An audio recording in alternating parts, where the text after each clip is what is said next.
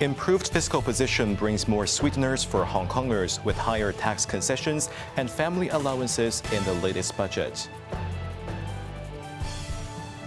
However, one-for-one replacement tax concession for private electric cars will be scrapped by late March. And while the city's operating account returns to surplus earlier than expected, non-operating accounts will remain in the red in the next 5 years.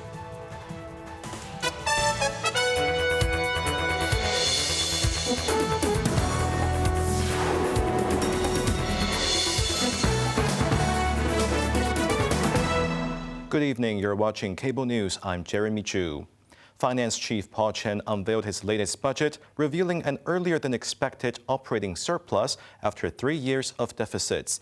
The improved fiscal position has prompted enhanced sweeteners for taxpayers, families, and the elderly, with double tax rebate ceilings, extended rates concessions, and one-off double pay for Social Security recipients. The measures, which add up to about $22 billion, are a step up from last year's package, but fall well short of the more generous ones we've seen in the past. Cheryl Yun tells us more about the sweetened package. The government has ramped up sweeteners with a larger package of relief measures for households, businesses, and vulnerable groups in its latest financial blueprint. For the 2025-26 assessment year, salaries, tax, and tax under personal assessment will be reduced by 100%, capped at $3,000, double the previous ceiling of $1,500. This is expected to benefit around 2.12 million taxpayers and result in the government foregoing approximately $5.3 billion in revenue. Profits tax will receive the same 100% reduction, also capped at $3,000, helping roughly 171,000 businesses at a cost of about $500 million to the government. Domestic and non-domestic properties will get rate concessions in the first 2 quarters of 2025-26, capped at $500 per rateable property. This will cover about 3.15 million homes and 440,000 commercial units. Basic allowance and single-parent allowance have been raised to $145,000 and the married person's allowance to $290,000, benefiting 2.09 million taxpayers and reducing annual revenue by roughly $3.56 billion. Child allowance and additional child allowance have risen from $130,000 to $140,000 each, benefiting around 360,000 taxpayers and shrinking revenue by about $680 million annually. Allowances for maintaining a dependent parent or grandparent have also increased, from $50,000 to $55,000 for those aged 60 or above, and from $25,000 to $27,500 for those aged 55 to 59. The deduction ceiling for elderly residential care expenses has been raised from $100,000 to $110,000. Recipients of Social Security payments will receive a one-off extra payment equivalent to 1 month's standard allowance. This applies to comprehensive Social Security assistance, old age allowance, old age living allowance, disability allowance, and working family allowance recipients at a total cost of $6.5 billion to public funds. Cheryl Yun, Cable News. Drivers eyeing a new electric car should take note, as the government will end the one-for-one replacement scheme at the end of March, meaning buyers will lose first registration tax concessions. Under the scheme, car owners who scrap and deregister a private car aged 6 years or above, then purchase and register a new electric car could receive higher tax reductions. When extended in 2024, the concession was cut from a maximum of $287,500 to $172,500. The scheme will expire at the end of March and will not be renewed. However, electric commercial vehicles, motorcycles, and tricycles will continue to enjoy full tax exemption until March 2028. Financial Chief Paul Chen said the change reflects the maturity of electric car technology, wider supply, more models, and falling prices, making them competitive in the market. By the end of last year, the city had about 149,000 electric vehicles, accounting for over 16% of all registered vehicles. While the move may dampen short-term demand, government sources believe it is the right time to adjust the policy first introduced in 1994.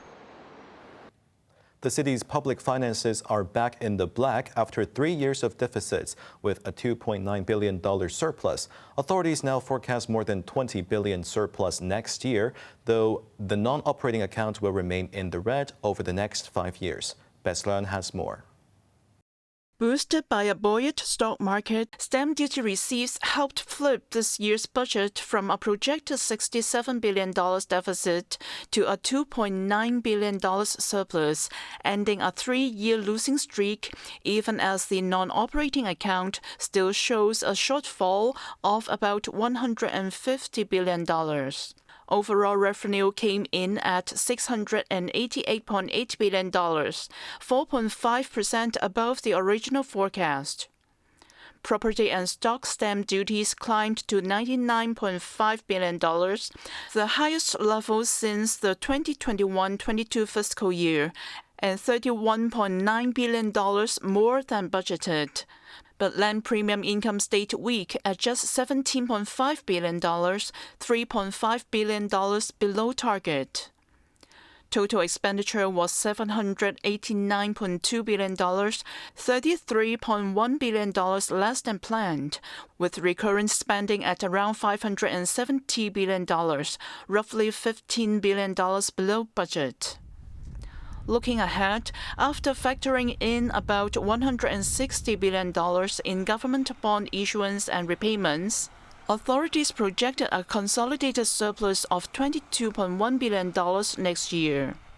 Stamp duty income is expected to reach $101 billion, with land sales bringing in $18 billion, lifting fiscal reserves to $679.3 billion. However, the non-operating account tied to infrastructure investment is still expected to run a $90.1 billion deficit and remain in deficit for the next 5 years. The government plans to raise its bond program borrowing ceiling by $200 billion to $900 billion and consolidate off-budget funds, with $15.8 billion expected from clawbacks of 6 seed funds next year. Financial Secretary Paul Chan will seek lawmakers' approval to transfer bond fund surpluses into the government's consolidated account from next year. The Monetary Authority will also shift $150 billion over 2 years into the Capital Works Reserve Fund without weakening the exchange fund's support for the local currency. Beslan, Cable News.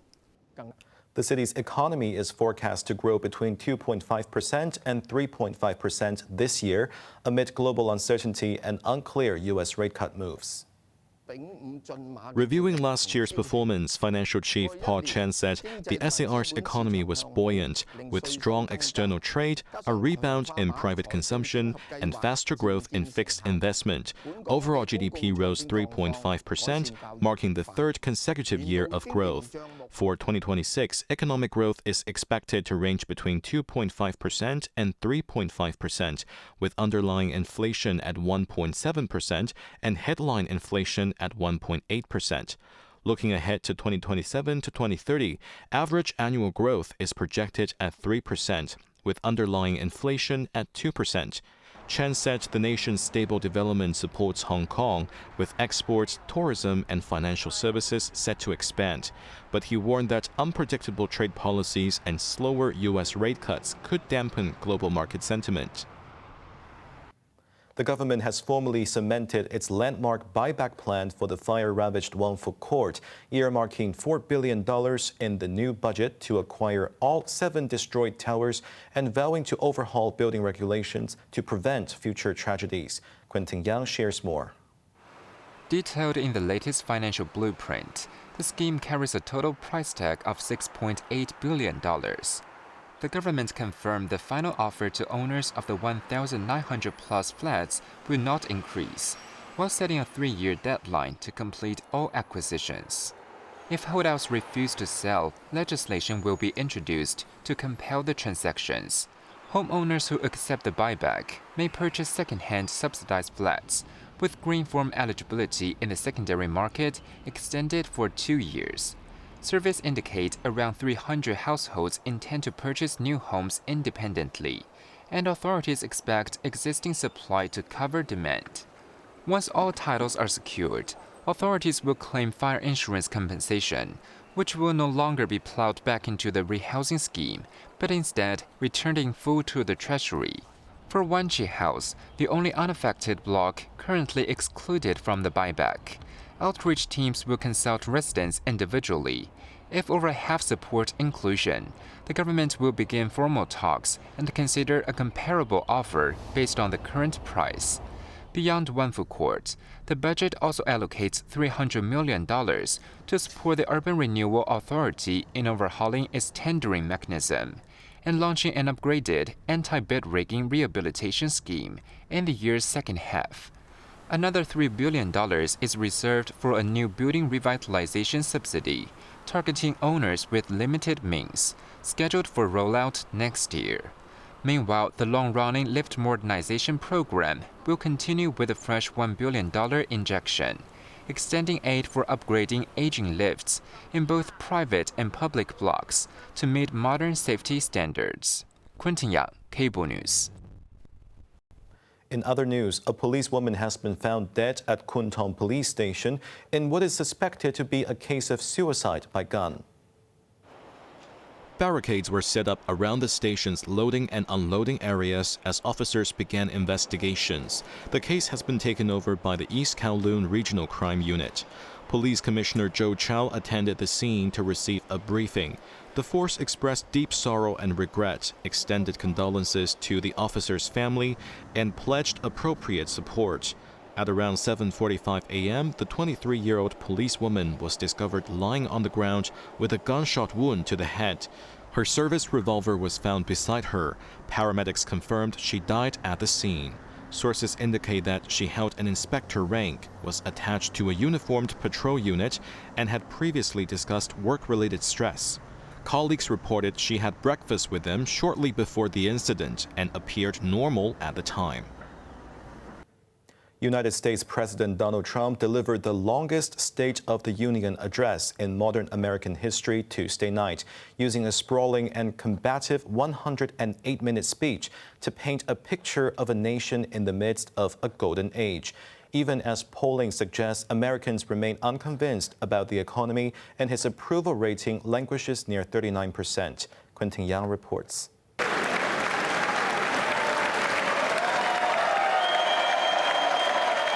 Standing before a divided Congress and 4 stone-faced Supreme Court justices, Trump dedicated much of his record-breaking address to touting what he called a turnaround for the ages.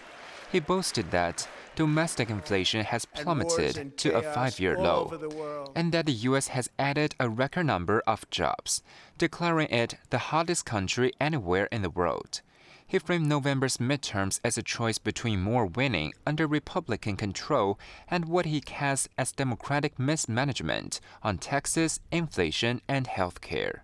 However, the rosy portrait was immediately undercut by fact-checkers. While employment numbers are high, the population has also grown, and recent polls show only about a third of Americans approve of his handling of the cost of living. One of the night's most dramatic moments came when Trump openly defied the Supreme Court to its face, blasting their recent 6-3 decision striking down his global tariffs. I used these tariffs, took in hundreds of billions of dollars to make great deals for our country. Just 4 days ago, an unfortunate ruling from the United States Supreme Court. It just came down. It came down. Very unfortunate ruling. With justices seated directly in front of him, Trump vowed to sidestep the ruling by invoking alternative legal measures to preserve his trade penalties, insisting that tariffs, which he claims are paid by foreign countries, would eventually replace the federal income tax. Abroad, Trump claimed to have reshaped the world order by confronting rivals and squeezing allies, touting quick-hit military strikes and pressure campaigns on Iran and Venezuela, and what he described as resolving 8 wars, a boast that drew protests from Democratic benches. At home, he continued to promote hardline immigration, demanding that Congress protect American citizens, not illegal aliens. Quentin Yang, Cable News.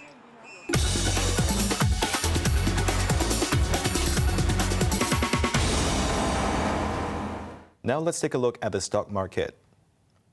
The Hang Seng Index ended the day up 175 points. Top active stocks of the day, Tracker Fund was up 18 cents, Tencent was up $2.50. Alibaba was up 30 cents, and Meituan was up $1.30. Until the weather now, mainly cloudy, 1 or 2 light rain patches tomorrow. Temperatures will range between 21 and 24 degrees. Moderate easterly winds, fresh at first tomorrow. That's our news tonight. I'm Jeremy Zhu. Thanks for watching and good night.